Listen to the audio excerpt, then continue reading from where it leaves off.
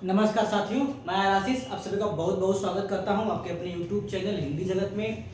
साथियों, पिछली कार्यशाला हमारी जो थी वो समुच्चय बोधक अव्यय पर है।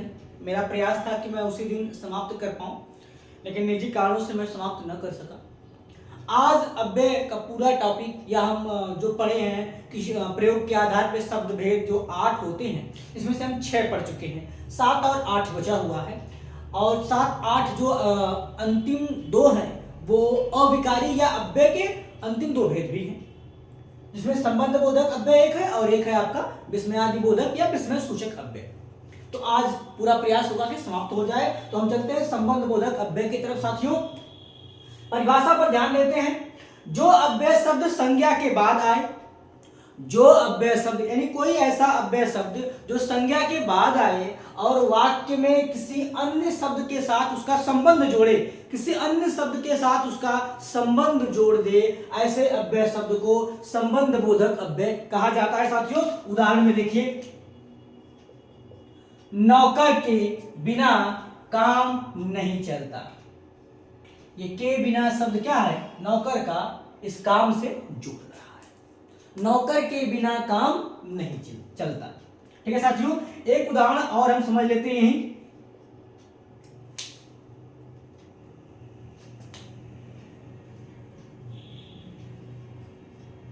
राधा माया के यहां रहती है। राधा माया के यहां रहती है। अब देखिए, यहां से देखिए साथियों, एक जो हमारा संज्ञा शब्द है वो संज्ञा शब्द हमारा है राधा, दूसरी संज्ञा है माया। संज्ञा के बाद आकर के वाक्य के किसी अन्य शब्द के साथ संबंध जोड़े, तो वाक्य के किसी भी शब्द के साथ, यहां माया का राधा के साथ ही संबंध है। राधा का माया के साथ जोड़ रहा है। कौन सा शब्द जोड़ रहा है साथियों? ध्यान दीजिएगा बिल्कुल, के यहां, के यहां। अब एक बात साथियों ध्यान रखिएगा, कोई भी अव्यय शब्द आए और अव्यय शब्द के ठीक पहले कोई विभक्ति चिन्ह के, से, का, की के, से, अगर ये सब दिखाई पड़ जाए तो पहली बात दिमाग में रहे वो संबंध बोधक अव्यय है। ये अव्यय है, ये अव्यय है और इसके ठीक पहले के आया हुआ है। आसानी से पहचान लीजिए कि संबंध बोधक अव्यय है। देखिए, अव्यय, संबंध बोधक अव्यय और क्रिया विशेषण अव्यय में काफी हद तक समानता भी है। अब अगर हम यही लिख दें, एक उदाहरण देखिएगा साथियों,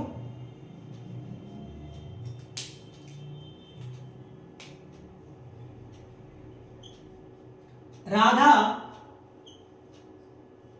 यहां रहती है।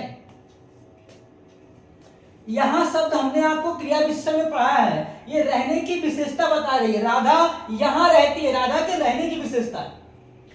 तो अगर ऐसा आ जाए, कोई ऐसा वाक्य आ जाए, जैसे अगर ये रहे कि राधा माया यहां रहती है, ये के न दिखाई पड़े, ये के न दिखाई पड़े, के हो ही नहीं इस वाक्य में। अब लिखा हो कि राधा माया यहां रहती है, तो आपने यहां पढ़ा है क्रिया विशेषण होता है। अब पता करने के लिए कि क्रिया विशेषण है अथवा संबंध बोधक अव्यय है, तो यदि अव्यय शब्द के ठीक पहले, यदि अव्यय शब्द के ठीक पहले अथवा संज्ञा के बाद यदि कोई विभक्ति चिन्ह निकल कर आ जाए तो वह संबंध बोधक अव्यय होगा, और विभक्ति चिन्ह निकल करके नहीं आए तो वो क्या हो जाएगा? क्रिया विशेषण हो जाएगा। राधा माया यहां रहती है, अर्थात राधा माया के यहां रहती है। राधा यहां रहती है। अब आप यहां, अगर आपने लिखा राधा के यहां रहती है, अगर आपने यहां कर दिया साथियों राधा के यहां रहती है, तो अब ये किसी और की बात कर दी जाएगी जो वाक्य में मौजूद ही नहीं है। और यहाँ है जो अव्यय शब्द संज्ञा के बाद आकर उसका संबंध वाक्य के किसी अन्य शब्द से जोड़ता है, तो वाक्य के किसी अन्य शब्द से यहाँ संबंध नहीं जुड़ रहा है, इसलिए ये क्या है? ये संबंध बोधक अव्यय नहीं होगा। ये क्या है? केवल क्रिया विशेषण है, यानी ये अव्यय तो है लेकिन कौन सा अव्यय है, क्रिया विशेषण है। तो क्रिया विशेषण अव्यय के कुछ पद जो हैं वो इसमें दिखाई पड़ेंगे, किंतु संज्ञा के ठीक बाद यदि अव्यय का प्रयोग हुआ है, संज्ञा और अव्यय के बीच में यदि विभक्ति चिन्ह निकल कर आए तब ही क्या होगा, हाँ संबंध बोधक अव्यय होगा। नहीं निकल कर आएगा तो भैया वो क्रिया विशेषण अव्यय हो जाएगा। एक अन्य उदाहरण की बात करते हैं, राम के बिना वह नहीं रह पाए, दे रहे हैं बिल्कुल, राम के बिना वह नहीं रह पाएगी। संज्ञा के बाद अव्यय आया हुआ है, इससे संबंध को जोड़ भी रहा है और इस अव्यय और संज्ञा के बीच में विभक्ति चिन्ह भी है। तो बिल्कुल निसंदेह आपको कहना है कि ये भैया जो अव्यय शब्द बन रहा है पूरा, ये संबंध बोधक अव्यय बन रहा है। जरूरी नहीं है कि सबके साथ विभक्ति चिन्ह आए तभी संबंध बोधक होगा, कुछ ऐसे भी हैं जिनके लिए नहीं होता है। ठीक है,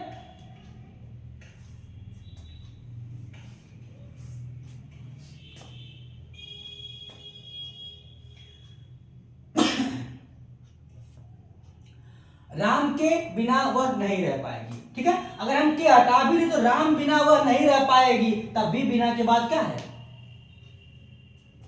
के शब्द आ जा रहा है कि यह संबंध बोधक अव्यय है। साथी कारक चिन्ह में जो आपने पढ़ा है, विभक्ति चिन्ह जो आते हैं, लगभग जो विभक्ति चिन्ह है, अगर विभक्ति चिन्हों के साथ कोई अव्यय आ जाता है तो वो सबके सब आपके संबंध बोधक अव्यय हो जाएंगे साथी। ठीक है, कारक में जो आपने विभक्ति चिन्ह बताया, हम ये पहचानने का आसान एक तरीका बता रहे हैं, ये ऑथेंटिक नहीं है बिल्कुल, लेकिन एक तरीका दिमाग में बिठा लीजिएगा कि यदि कारक चिन्हों के बाद कोई अव्यय पद आता है और ऐसे में आपको ढूंढना है कि कौन सा अव्यय है, तो हम कहेंगे संबंध बोधक और लगभग सही हो जाएगा। ठीक है साथियों, विस्मय बोधक 8वां है, विस्मय बोधक अव्यय। शब्द से ही समझ लीजिए, ऐसे कोई अव्यय शब्द जो हर्ष, विषाद, दुख, उत्तेजना, शोक, ग्लानि, घृणा, दुख इत्यादि को प्रकट कर रहा हो या इत्यादि को प्रकट करने का भाव दर्शाता हो, ऐसे अव्यय शब्दों को विस्मयादि बोधक, विस्मय सूचक अव्यय के नाम से जाना जाता है। ये बहुत सिंपल है, बहुत छोटा सा है, और इनके वाक्यों में प्रायः आपको विस्मय सूचक चिन्ह जरूर मिल जाएगा। विस्मय सूचक चिन्ह की बात करते हैं साथियों, ध्यान दे लीजिएगा, एक सीधी लाइन, ये बिंदी, यही है विस्मय सूचक चिन्ह। किसी शब्द अथवा वाक्य के बाद, किसी शब्द अथवा वाक्य, पूरे वाक्य के बाद यह चिन्ह अगर लगता है तो वह विस्मय सूचक वाक्य होता है। वाक्य जब पढ़ेंगे तो वहां भी ये बात आपको चलेगी। ठीक है, विस्मय सूचक वाक्य, वहां भी हम इस पर बात चर्चा करेंगे। किसी शब्द अथवा पूरे वाक्य के बाद यदि यह चिन्ह मिलता है तो वाक्य जो होता है विस्मय सूचक होता है। अब किसी शब्द विशेष के बाद यह चिन्ह लगा होगा तो वह शब्द क्या हो जाएगा, तुरंत वह शब्द जो हो जाएगा साथियों विस्मयादि बोधक अव्यय या विस्मय सूचक अव्यय हो जाएगा, विस्मय वाचक अव्यय हो जाएगा। उदाहरण से देख लेते हैं, परिभाषा फिर से लिख लीजिए, जिन अव्यय शब्दों से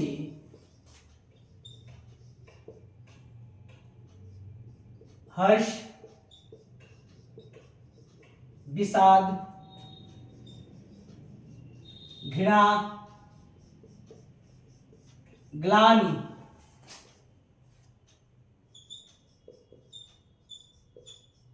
आश्चर्य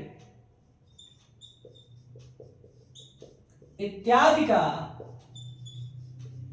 भाव प्रकट हो,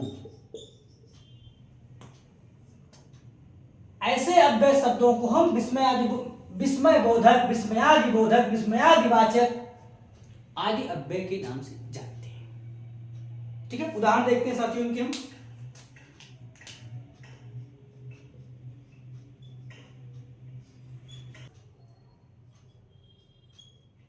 अरे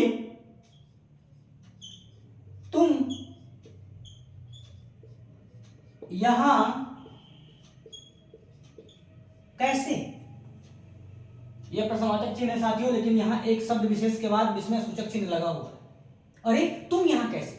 यह आश्चर्य का भाव प्रकट कर रहा है। हमने मतलब कर्ता ने आशा नहीं की थी या वक्ता ने आशा नहीं की थी कि यह व्यक्ति भी वहां उपस्थित हो जाएगा, और उपस्थित हुआ तो वह अचानक से पूछ पड़ा। तो ये हो गया जो अव्यय है, ये हो जाएगा विस्मय सूचक अव्यय। छी छी, यहां गंदगी है, ये घृणा का भाव दे रहा है, और यह अव्यय क्या हो जाएगा साथियों? विस्मय सूचक अव्यय हो जाएगा। आहा, मजा आ गया, अथवा वाह क्या बात, वाह क्या बात है। तो ऐसे अव्यय वाले शब्द, यहां देखिए हर्ष, खुशी हो रही है, अच्छा, आहा मजा आ गया, वाह क्या बात है, छी छी यहां गंदगी है, अरे तुम यहां कैसे, अरे तुम यहां कैसे। आश्चर्य, घृणा, हर्ष, खुशी इत्यादि के भाव ये अव्यय सभी प्रकट कर रहे हैं, इसलिए यहां पर क्या है साथियों? विस्मय बोधक अव्यय है।